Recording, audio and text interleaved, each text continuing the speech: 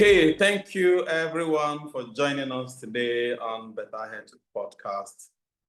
I remain your host. My name is NWACHOKOR, and I really appreciate that you had to make out your time to join us this evening. Today, we're going to look at something very interesting. We know we have been doing a series. We're going to continue that today, but before we go into that, I would like us to quickly have a takeaway for this week. You know, every week we're having takeaways. Started this 3 weeks ago, we did the breath walk. And as a matter of fact, I've been getting some positive feedbacks from people who are doing this. And thank God for that. But if you're not doing, you may do well to just go back and listen to that podcast and just practice what we recommend or what we suggest for you to do. The truth is, results will only come when you practice. Without practice, you cannot get any results. It's as simple as that. You need to do for you to get results. So please do that. So today is just something I have posted on the platform already. I want us to have as takeaway. Like I said before, if you cram everything together, you give people 10 things to do, 15 things to do at the same time, it's usually not easy to do. So we just take it one step at a time. That is why I want to repeat that. And that is about the use of antibacterial mouthwash. Almost all mouthwashes, they have antibacterial. Or using antibacterial toothpaste or toothpaste that has fluoride. As a matter of fact, I've mentioned it before that for almost 2 years now, or if not more than 2 years, I haven't been using any of those toothpaste that has fluoride. Because like I mentioned, you have bacteria in your mouth that is beneficial. You know, before we think anything about bacteria is just kill it, kill it, kill it. It's not like that. There are many beneficial bacteria. As a matter of fact, you have more beneficial bacteria than harmful ones or the pathogenic ones. So a lot of them,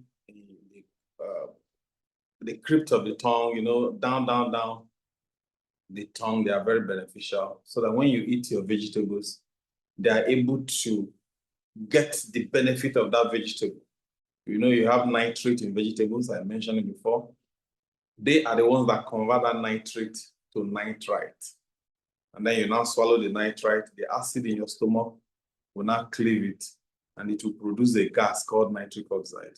That gas is responsible for relaxing blood vessels and helping blood pressure. For men that are already having like erectile dysfunction, it will be very, very beneficial for you. People that have high blood pressure, I have, maybe later when we do an in-depth analysis or a deep dive into this, we'll see how there's a relationship between the use of mouthwash consistently with high blood pressure. So it's going to be beneficial. So if you can incorporate that, just minimize anything antibacterial toothpaste or the one that has fluoride. Fluoride actually has antibacterial property. And what it does is it kills the bacteria, and then it minimizes the benefit of you eating vegetables. And it doesn't just end there. All the benefit of your exercise, if you cannot get benefit from eating vegetables, all the benefit of your exercise is just wasted. So that is that. So that's our take home for this week. Now we move ahead so that we don't take too much of our time. We are moving straight to where we stopped. You remember that in the past 2 weeks, we've been looking at biological age and chronological age. We define chronological age, we define biological age, and we mentioned the fact that biological age is more important, and that biological age is actually what determines when the person dies. You might be 50, your biological age is 20, then you live longer. If you're 50, your biological age is 75, you are not going to live long, you're going to die. In fact, you are already living like a 75-year-old man. That is the way it is. So last week, we started looking at the things that will accelerate aging and then how we can decelerate aging. So that is what we're going to continue. Last week, we looked at a couple of points. We looked at the effect of food, the kind of foods. We looked at toxins in our environment, and then we looked at nutritional deficiencies. So if you missed that, you might do well to just go down our YouTube page, which is Better Head Podcast. You see those videos, and then you reap the benefits of that. I want to begin to share my screen now. So like I mentioned, we talked about 3 points. We're going to start with stress, cortisol, and aging today. When we talk about stress, it looks like everybody we know what stress is. Of course, when you say, oh, I am stressed, even children, 4 or 5 years, we also tell you that they are stressed. So it means we all understand what stress is.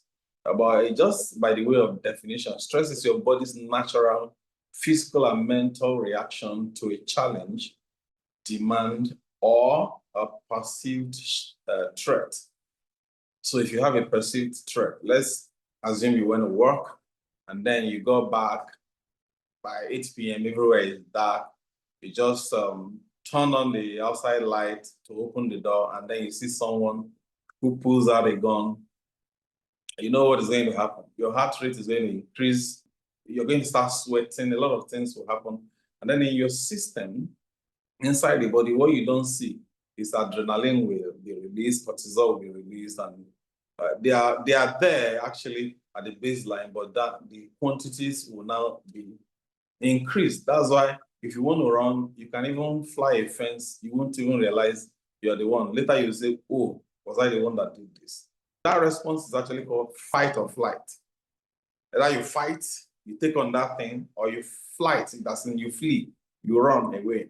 So that's basically the kind of response you want to give that kind of situation. The response we're getting for that situation is normal.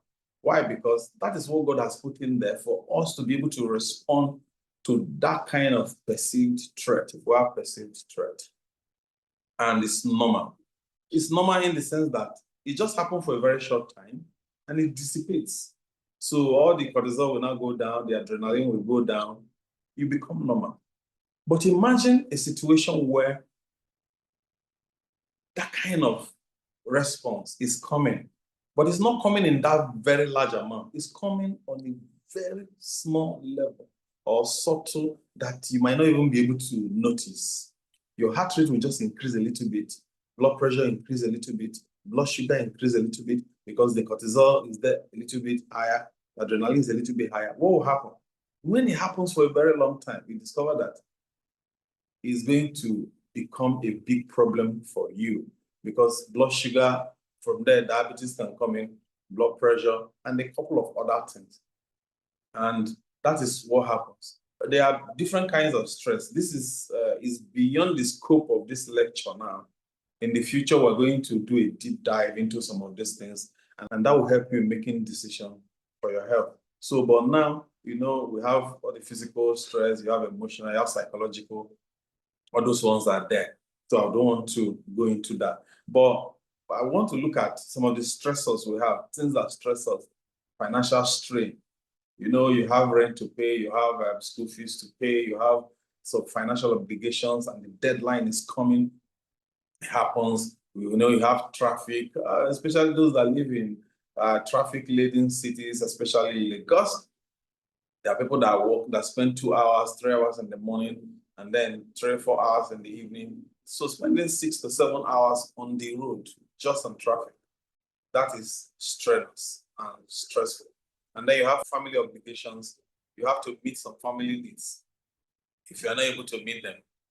You know, so many things. It could be a child in school that has, you know, pressure of meeting with deadlines, with studies and all that. So that is basically what happens. If these things take a long time, that is when stress becomes problematic.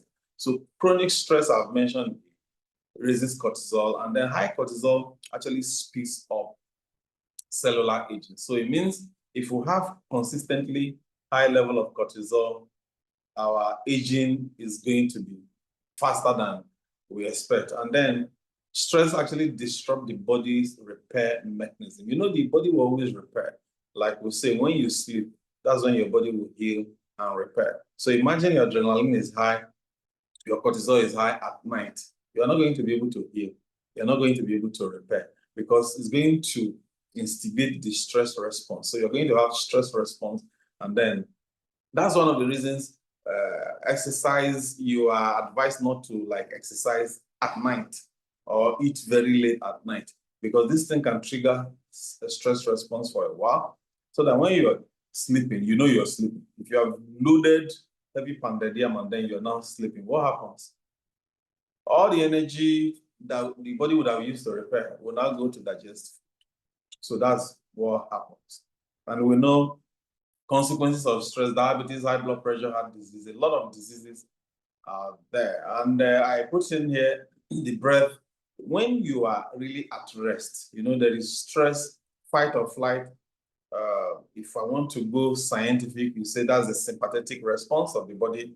Like I mentioned, if you saw someone pulling out gun at your doorway, and then there is also rest and digest. That's parasympathetic. The rest and digest is, they say rest. When you are resting, it's rest and digest. That's when you heal. That's when you repair. At that time, your breath, the rate is about 6 per minute. But when you are stressed, you see that it goes up to 20 per minute. So this is a study that was done at Ebonyi State in a place called Oboro, looking at students. These are some students between 13 to 27 years old, and looking at the male and the female. They now compare the cortisol level, and they discovered that for the female, it's quite higher than the male. So it looks like women at that age are more stressed than men. They didn't really like profile any reasons for that, but discover that some of this stress, there are consequences, and it's affecting the women. In the physical body, there's weakness, headache, irregular or poor menstrual cycle. Those are consequences. High blood pressure for some of them that are already, you know, getting older. And then their immune is compromised. You see that some of them are getting sick all the time. And then anxiety, depression. You see people that are coming, they say, I'm depressed. I'm depressed. We're not saying that this is the only thing that can cause that, but it's a contributing factor to that. And we have to manage stress. It's actually very important. This is a study that links stress, chronic stress, like I mentioned, the acute stress is good. The body is able to handle it. But then chronic stress is what becomes problematic, and the relationship between that and neurodegenerative diseases and psychological disorders. Now, if we want to look at how do you manage stress, you know, it's not just about resting. You know, oh, let me rest and then the stress will go away. No, it goes beyond that, because there are some people that, in quote, they are resting, but they are not really resting. That's why I had to do a recap of that breath exercise, breath work. When you do slow breathing, like what I taught you a few weeks ago, you can practice it and you see the result. When you do that, you discover that it can help you to dissipate stress. Stress can be problematic. I give you an example. There's someone called me 2-3 days ago. A family member died, and then this family member is young, and then the mother is not really taking it well. For a month plus, she hasn't really slept.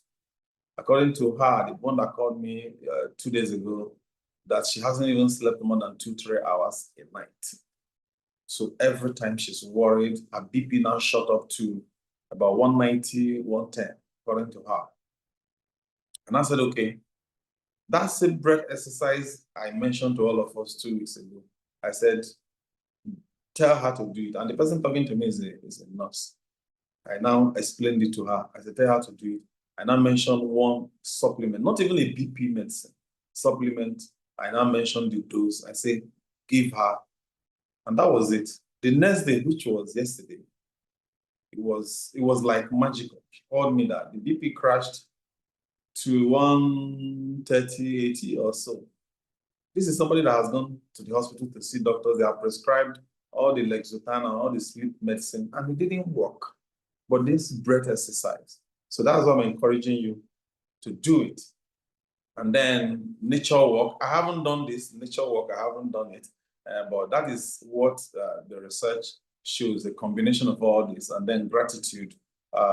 Gratitude journal. For some of us who are Christians, you wake up in the morning, you start thanking God for everything. You start mentioning one after the other. A songwriter says, "Count your blessings and name them one by one." And it will surprise you what the Lord has done, because sometimes we are just oblivious and deliberately oblivious of what God is doing in our lives, and we feel it's all trouble and all problem. It's not always like that. So when we incorporate this into our lives, we discover that the stress will begin to dissipate.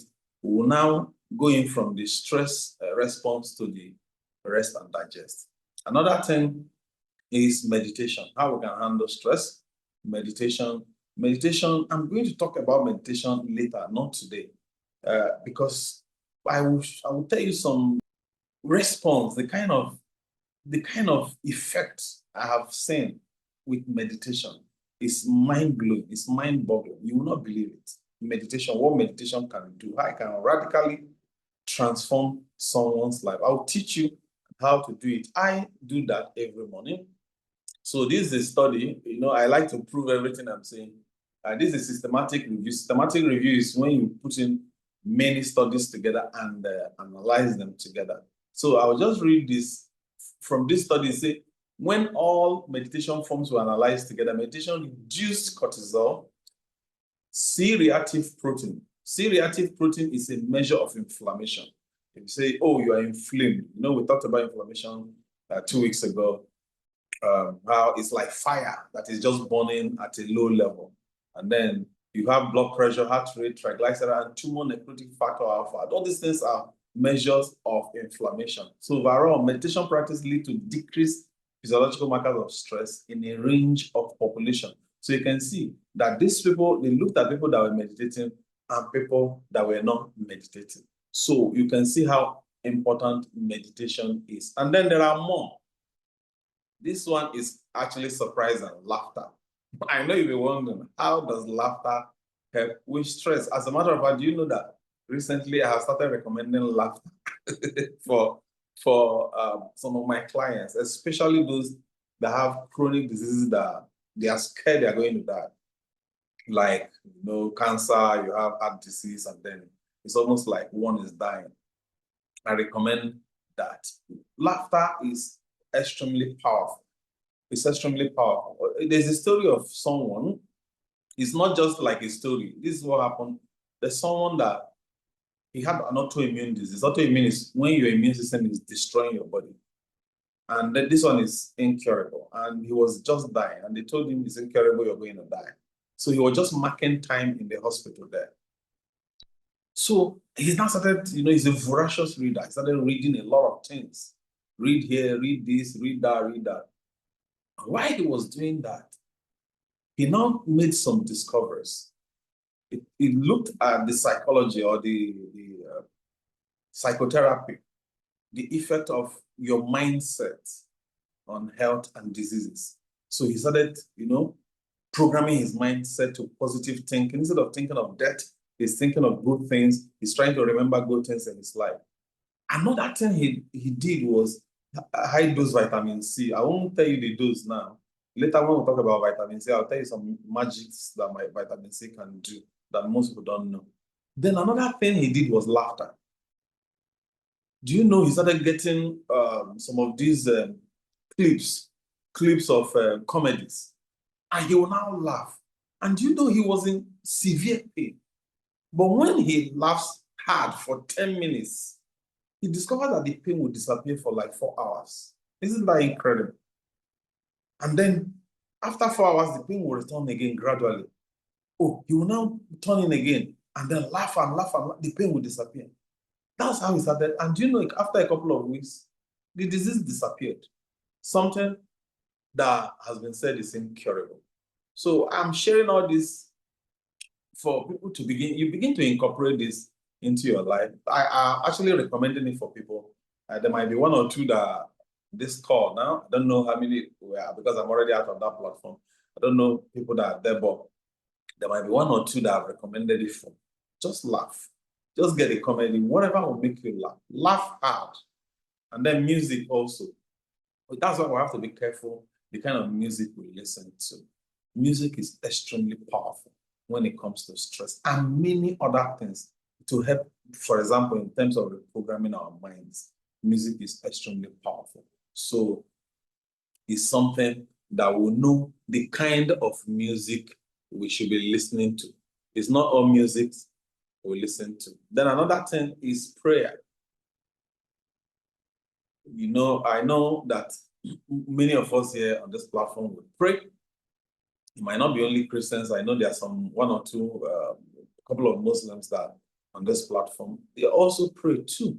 But I'm not talking about even answers to prayers now. I'm talking about that act of praying and then what follows that act of praying.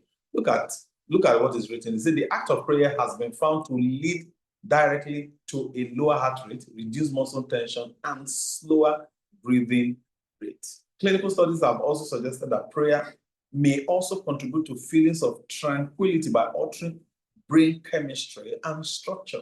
We are looking at altering brain chemistry for good. You know, so if we alter it for good, it's for our own benefit. So the act of prayer, even when the answers hasn't come, you can see how powerful it is. So the second thing we're looking at, what can age us fast and what can help us decelerate it, is loneliness. A lot of people are lonely. Meanwhile, maybe they go to church, they go to the market, they go to some places, but they are really lonely at heart. No connection with someone. And social isolation, you know how it kills? It triggers this stress response. Loneliness is very deadly, that it can cut your life by half or by 50%. That is how powerful loneliness is. This is US Surgeon General, you know, this what was published, that loneliness risk is equal to smoking 15 cigarettes a day. I don't think anybody would believe that. If I didn't see a study about this, there is no way I would have believed this. That we tell people not to smoke, don't smoke, but you are lonely. And you don't know the kind of damage that is happening in your system is worse than somebody who is smoking even 15 cigarettes per day. Loneliness increases the risk of premature death by 26%, and it's worse than obesity, lack of physical activity and pollution.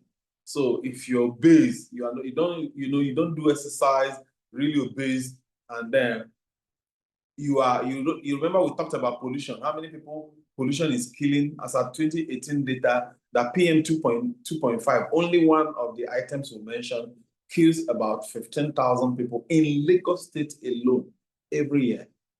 And it's telling you that loneliness is worse. And these are some of the studies, that supports that. There's a story of a town, the story goes that the town actually grew old overnight. How did it happen? It's a town called Roseto in Pennsylvania in the US. You know what happened? It's a small town that women, you see women, elderly women, they go together, they will exchange recipes, they trade recipes at the train station and the bus stops and all that. And you see men, they're at every corner arguing about football. Kids are running from house to house to house to house. Doors are open, hearts are open. There was, this kind of conviviality in the community. And do you know the startling thing that was discovered? That doctors were discovering that in that town of Roseto, the rate of heart attack was much, much, much more lower than the country's average in America. And compared to the neighboring town, is very rare. Meanwhile, with the neighboring town, it's the same food they are eating, it's the same code they are exposed to. Everything is like the same environment. Meanwhile, this particular Rosetto had very low heart attack. They were not able to identify the cause. But then later, what do you know what happened? Young men, you know, they started making money and then started buying big houses in very quiet streets. So people, you can have a very long street, just 5 houses, and very quiet, and they just live in isolation. And before you know it, some of the pubs started closing. People were not meeting again. You know, people will go, you know, to the bakery to buy bread. The owner of the bakery will put in seats there. People will come in there. There was nothing like that again. And you know what happened? The heart attack started surging up, started surging up, started surging up. That's what happened in that community. And it's quite startling that loneliness could be responsible for that. And it was the conviviality in their community that was saving them. So how do we, you know, help when it comes to loneliness? Like I mentioned, some people are lonely. They don't even know they are. I know someone in this country who is worth tens of billions as an extremely rich. And then one of the associates told me, because we do a kind of, you know, small business, and one of the associates told me that this man is lonely. He's helping a lot of people. So people are only coming to him for what they can get from him, but they are not coming to him for what they can offer. So he's lonely at heart. People just come in. The organization is big. He's paying a lot of people salaries, helping a lot of people. Meanwhile, he's lonely. That is really bad. I know a lot of people are that. This is you know, if you're suggesting, share a meal, even if it's simple. You know, call the friend you keep meaning to call. You know, some people will call you, say, "Oh, I was meaning to call you. I was meaning to call you. I wanted to call you." Just pick up your phone and call. You discover that after 5-10 minutes conversation, you're going to feel good. You're going to feel better. I say, join a group. You are in church, you join choir, you join different groups in church. For Muslims, you join your mosque, you join other things, the gym, book club, you know, market store cycle, you know, so many things that are there to be joined. Just join. This is very, very important. There are a lot of studies. I didn't want to bore us or, you know, with a lot of them. That's why I just picked a few. It said, trade the lonely scroll for a 10-minute walk with a neighbor. You are scrolling your phone. You discover that this phone thing is really killing a lot of us. You go visit someone, you sit down, the person is talking to you, it's your phone you're looking at. That phone cannot give you connection. You can go to social media and you see 1 or 2 things and you laugh, but there's no connection. There's not like connecting with a real person. The last line, they say, loneliness ages us. Say, belonging rules the clock back. Your heart doesn't just beat for you. It beats with the people around you.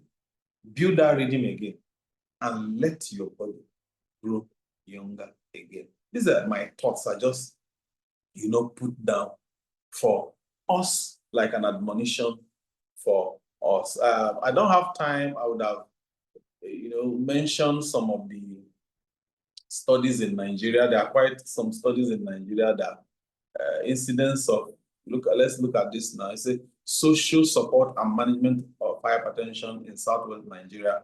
It's looking at the rate of dementia and loneliness, you know, correlating dementia and loneliness and other cardiovascular diseases or diseases. Look at this one. It's incidence and risk factors for dementia in Ibadan study of aging.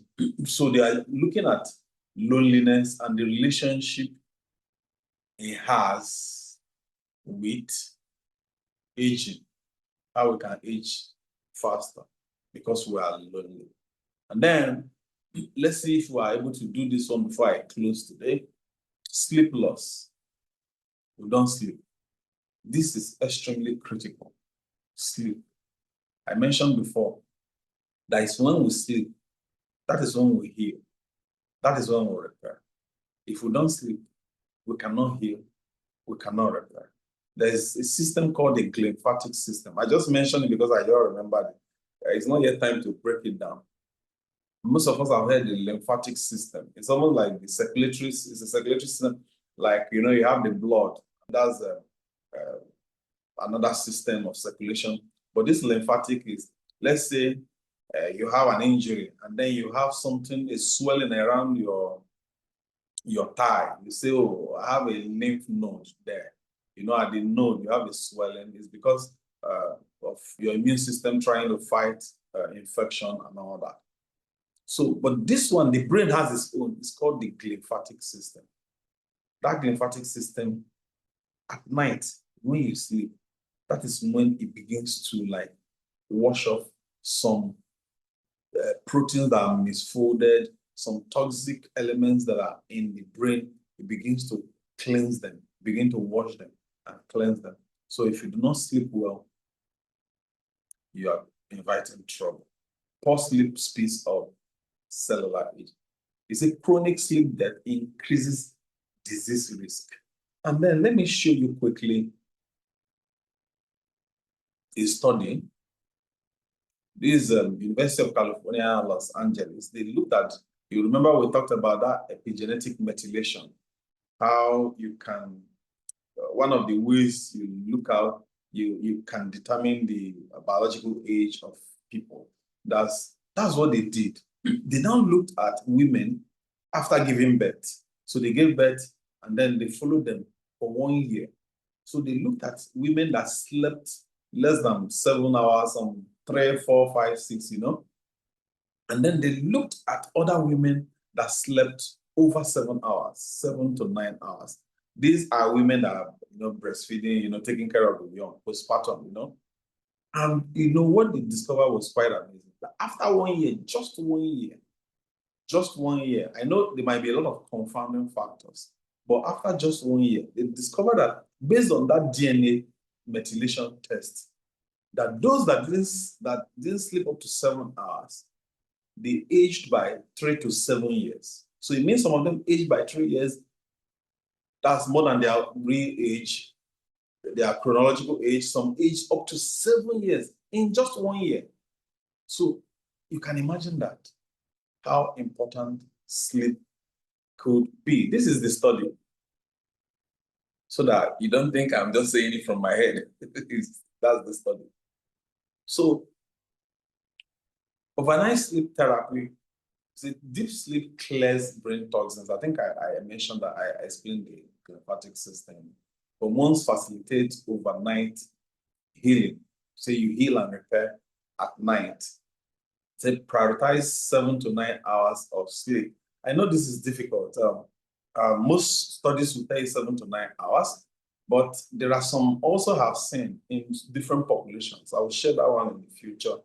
Some populations that do not have chronic diseases, like all these chronic diseases we're talking about, how they lived before and they didn't have it. I know some of them, and they were sleeping like 6 hours, but their food was good. So, but the target should be between 7 to 9 hours. It's a short sleep ages you biologically. You know about what biological age is. It's a power downstream an hour before you sleep. So you turn off the television, turn off your phone. I know most of us will sleep with our phone. You know, those are some of the things we have to learn. It's very important. And then it has to be in a cool, dark, quiet room for sleep. There are people, especially like people that I treat, some of my clients, maybe they have cancer. It's one of the things I tell them. Make sure the room is dark. Why? Because when the room is dark, your body is able to release melatonin, which is the sleep hormone, at a very high level. And research has shown that that melatonin inhibits the growth of cancer. That's why cancer cells don't grow at night. They only grow during the day. So that is one of the things, you know, I tell them to do. And for some of them, I explain it to them. So that's how important it is. I'm also going to show you something. This is very critical for majority of us that are here. I know most of us are adults, we are married, we have children. What environment are you creating for your children? You know, sometimes we think when we talk about stress, when we talk about all this, it's only about adults. It all relates to adults. No. Do you know there's a study that shows that early adversity in terms of children, when they are exposed to early adversity, like abuse, children that are abused, they're exposed to violence, chaotic environment were raised in that at an early age. Do you know it's going to decrease their biological age? With time, as it's going to, as in they are not going to live as long as they were meant to live. And this is one of the studies. They looked at children who were exposed to some of this abuse at the early age in their lives, and then looked at children who grew up in a good home where there were no abuse, no violence, and all that. And they did the same DNA methylation test. They saw that those that were raised in those abusive environments aged faster. This is something that each and every one of us really have to think. The question is, what environment are you creating for your children? They might not be your children. There might be people that you brought in from anywhere, the village or anywhere to help you. The question is, what environment are you creating for them? Because they are human beings as you are. There's a true life story. I'm not going to mention the name of the person. It didn't happen in this country though. But I'll share the story. I'll call the person Maya. At age 3, banging the doors and shouting and screaming at night were normal to Maya at age 3. When she became 9, she now requested, asked the parents, okay, can you buy me a headphone? They got one for her. And what was she using? She was using the headphone to sleep in order to drown the noise from the fight and the tension created at night. So in school, while she was 15, all these things started happening, like I said, slam doors were regular when she was 3. Now she is 15. So at 15, the school counselor now asked her if she could join the sleep research. So researchers came to the school, they were looking at children, looking at sleep, and looking at a couple of other things, aging. And then she now joined. So they now gave her a tracker. She now wore her wrist. After 1 week, what the tracker discovered was exactly what was happening to her. That she wasn't sleeping on time, she wasn't sleeping adequately, and not just that, she was waking up, regularly, intermittently at night. So she wasn't really having good sleep. And when we talk about sleep, just a little digression, when we talk about sleep, I'll mention to you that some people might even sleep 9 hours, but they are not really sleeping. Your 9 hours is not really 9 hours. That deep sleep, you are not having any more than 20, 30 minutes. But you slept for 9 hours. And you see some children, they'll sleep 9 hours, they'll wake up, they are tired, come and dress for school, they are tired, they don't want to, So coming back to the story of this Maya, that was what was discovered. And then because of what was discovered, they now want to take the study to another level, to look at her DNA methylation to see how she has aged. So they collected saliva sample, took it for analysis.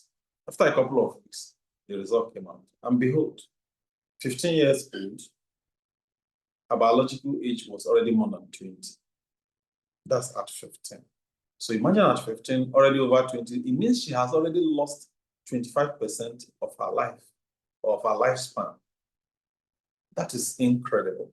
The study didn't really diagnose a disease, no, but it's showing a signature. That is showing a pattern. And what is that pattern? That when a child is in a threat, there's threat at home, there's stressful environment at home, and there's no sleep, that is going to press accelerator,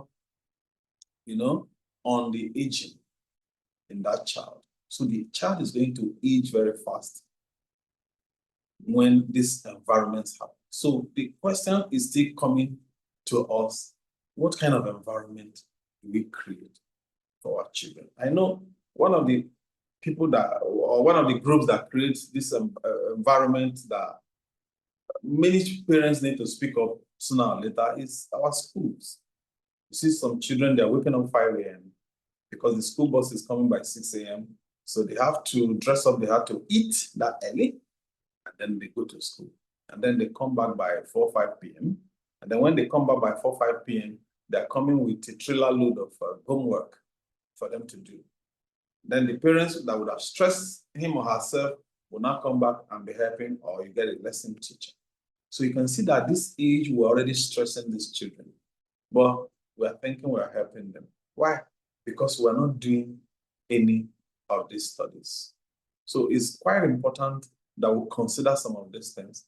They might look insignificant, but on a cumulative basis, you discover that we might be doing more harm than good with some things we are doing. So thank you very much. I'm going to end this conversation here.